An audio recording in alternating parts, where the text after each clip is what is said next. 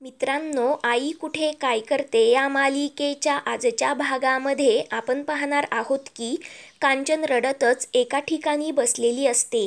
तेवढ्यात अरुंधती तिथे येते व कांचनला रागातच, एकतर तुम्हाला नीट चालता येत नाही, रस्त्यावर एवढं ट्रॅफिक आहे, मग का चालत चालत तुम्ही एवढ्या लांब येऊन बसलात? आप्पांना थोडा वेळ लागेल. तुम्ही त्या दिवशी आप्पांना जे काही बोललात ना, ते तुमच्या दृष्टीने कदाचित बरोबर असेल, परंतु ते बोलणं आप्पांच्या जिव्हारी लागलं आहे. इतक्या लवकर ते नाही विसरता येणार. त्यामुळे मला असं वाटतं की त्यांचे ते यातून बाहेर पडेपर्यंत आपण त्यांना वेळ द्यायला हवा. माझं बोलणं कदाचित तुम्हाला आवडणार नाही, परंतु का त्या भल्या माणसाला तुम्ही एवढं बोललात, त्यांचा अपमान केलात? सगळे तुमचे ऐकून घेतात म्हटल्यावर असं नाही की तुम्ही काही पण बोलायचं. मी 26 वर्ष तुमचं ऐकून घेतलं, बाकी कोणी ऐकून घेणार नाही. एक नवरा म्हणून तुम्ही आप्पांना जे काही बोललात ना, ते एकदम चुकीचंच आहे. आत्तापर्यंत त्यांनी काहीच केलं नाही का? आणि तरीही तुम्ही त्यांना घरी चला असं म्हणत आहे. असे कसे एका क्षणात सर्व विसरून ते तुमच्यासोबत घरी येतील? मला सांगा, उद्या आप्पा सगळ्यांसमोर तुम्हाला असं बोलले तर तुम्हाला ते चालणार आहे का? तेव्हा ते ऐकून कांचन अरुंधतीला बोलते, आज काळ किती बदलला आहे, कारण आज तू मला प्रश्न विचारतेस. एवढी हिंमत तुझ्यात कुठून आली? तेव्हा अरुंधती सांगते, आप्पांनी मला ही हिंमत दिली. आप्पांनी माझ्यासाठी जेवढं केलं नाही तेवढं आयुष्यभर तुमच्यासाठी केलं आहे. बायको म्हणून तुम्हाला एवढा मान दिला, तुमच्याशी एकनिष्ठ राहिले, तुमचं नेहमीच कौतुक केलं, चार चौघात कधीच तुमचा अपमान केला नाही.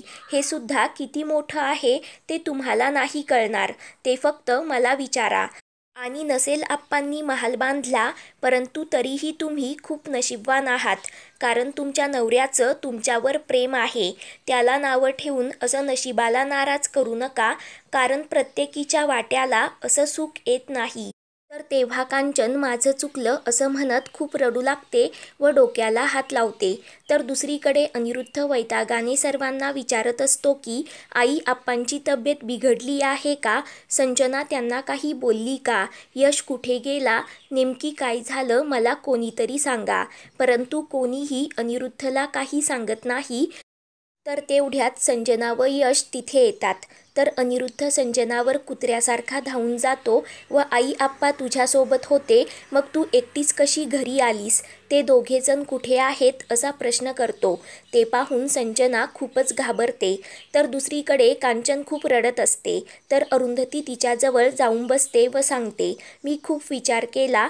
एका विशिष्ट वयानंतर आपल्याला आयुष्यात काय मिळालं आणि काय राहून गेलं याचे विचार सतत मनामध्ये येत असतात.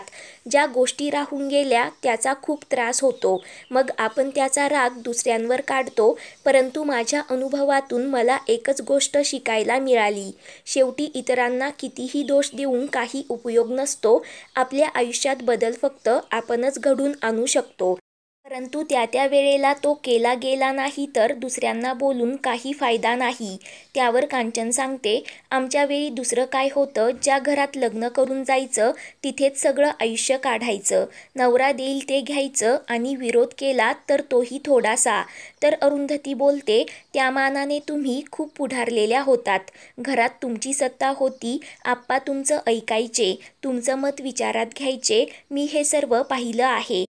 कारण आप्पा खूप समजूतदार आहेत. त्यांना नेहमी असं वाटायचं आपली बायको आपल्यावर खुश आहे, तिला माझं कौतुक आहे. आणि तुम्ही अचानक असं म्हणालात की तुमच्या दृष्टीने त्यांनी आयुष्यात काहीच केलं नाही, ते अपयशी ठरलेत. या वयात त्यांना ते ऐकून कसं वाटलं असेल? या वयात खरं तर तुम्हाला एकमेकांची गरज आहे. शरीरं थकली की मनही हळवे होतात. सगळं जुनं आठवतं, मग त्रास होतो. अशा वेळी एकमेकांना समजून घ्यायचं की असं बोलायचं, असा प्रश्न अरुंधती कांचनला करते. तर दुसरीकडे संजना अनिरुद्धला घडलेला सर्व काही प्रकार सांगते.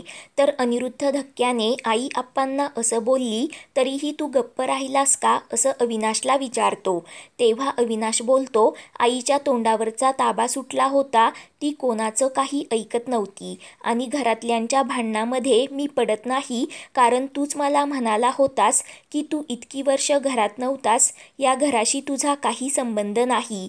तेव्हा अनिरुद्ध चिडून आई आप्पांशी तरी तुझा संबंध आहे ना असं बोलतो. तेव्हा संजना दोघांना शांत करते.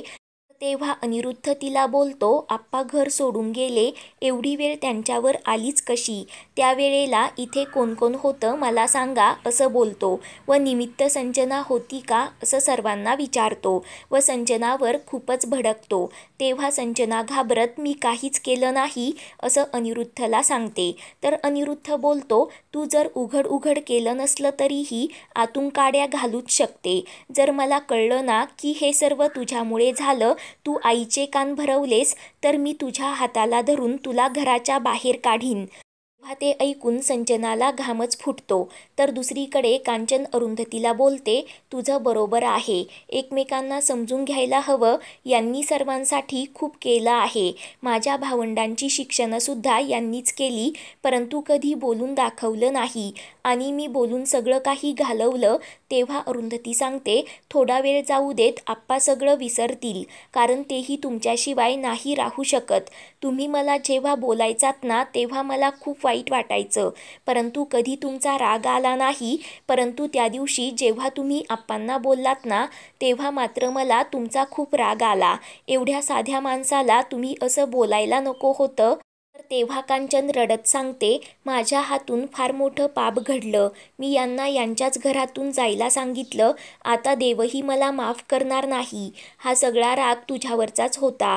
गेली 26 वर्ष माझा तुझ्यावर हक्क होता, मग अशी कशी तू मला झुगारून निघून गेलीस? मग इतकी वर्ष का माझं ऐकून घेतलंस? का मला तुझी सवय लावली? आता मी काय करू? कारण आता तू मला उलट प्रश्न विचारतेस. मी सांगितलेलं काही ऐकत नाही. ते सर्व मला सहन होत नाही. त्यात फक्त अधिकार नव्हता तर लहान मुलांसारखं प्रेम होतं. मला तू माझं मूल वाटायचीस आणि तू अचानक मला सोडून गेलीस. मग या आईची तडफड तर होणारच ना. त्यात हे सतत तुला प्रोत्साहन द्यायचे म्हणून मला खूप राग यायचा. तर दुसरीकडे संजना अनिरुद्धला सांगते, आईंचं डोकं फिरलं की त्या कुणाचंच ऐकत नाही. आईच्या पायाला लागलं ते पाहण्यासाठी अरुंधती घरी आली होती. तिला पाहिलं आणि आईंचं तोंड अजूनच सुटलं. त्यात आप्पांनी अरुंधतीची बाजू घेतली. मग आई अजूनच बोलायला लागल्या. तर तेव्हा अनघा सांगते, आप्पा खूप खचले, रडायला लागले, कारण आईंचं बोलणं त्यांना सहन झालं नाही. मग ते ताईबरोबर निघून गेले. ते ऐकून अनिरुद्ध धक्क्याने रडू लागतो व आईला काहीच वाटलं नाही का? तिने आप्पांची माफी मागितली नाही का असं विचारतो. तर अविनाश नकार देतो. तर इकडे कांचन अरुंधतीला सांगते, तू बाहेर एकटी कशी राहशील याची मला भीती वाटत होती. आशुतोषसारखं कोणीही मला तुझ्या आयुष्यात नको होतं. चूक बरोबर हे मला माहीत नाही. मला असं वाटलं होतं की माझ्या शेवटच्या श्वासापर्यंत तू माझ्याबरोबर असशील, परंतु तूही निघून गेलीस. माझा खूप संताप होत होता आणि तो केळकर दिसला तरी मला खूप राग येत होता. तुझ्या आयुष्याला नवी दिशा देणारा तो कोण आहे? तू फक्त माझ्याजवळ असावं असं मला वाटायचं, परंतु आता मी माझ्या हाताने सर्व काही बिघडवलं. तुला गमावलं हेही दूर गेले. यांचा जीव आहे त्या घरात, तरीही मी त्यांना त्या घरातून जायला सांगितलं. आज त्यांच्या डोळ्यात मी माझ्याबद्दल तिरस्कार बघितला. ती नजर आता माझी पाठ सोडत नाही. आता मी कशी जगू? अनिरुद्धला हे सर्व कळलं तर तो माझ्यावर खूप चिडेल व अरुंधतीसमोर हात जोडत, आप्पांना घरी घेऊन ये, परत मी तुझ्याकडे काही मागणार नाही असं बोलत कांचन रडू लागते. तर अरुंधती होकार देत, मी शेवटच्या श्वासापर्यंत तुमच्याबरोबर आहे असं कांचनला सांगते. तर इकडे अनिरुद्ध सर्वांना सांगतो, आप्पांनी आत्तापर्यंत खूप काही केलं आहे. त्यांच्यासारखा माणूस नाही. मी त्यांना खूप दुखावलं तरीही ते माझी काळजी करतात. आणि हे फक्त आप्पांचं घर आहे, आपण त्यांच्या घरात राहतो. त्यांना बोललेलं मला चालणार नाही. तर उद्याच्या भागात अरुंधती कांचनला घरी घेऊन येते. तेव्हा अनिरुद्ध कांचनला घरात घेत नाही आणि जोपर्यंत आप्पा या घरात येत नाही तोपर्यंत तू यायचं नाही असं तिला सांगतो. तर इकडे आप्पा आशुतोषसमोर हात जोडत मागणी करतात की माझ्या मुलीशी लग्न करताल का. तर अरुंधती आशुतोषला धक्का बसतो. पुढील भागांच्या अपडेटसाठी चॅनेलला सबस्क्राईब करा.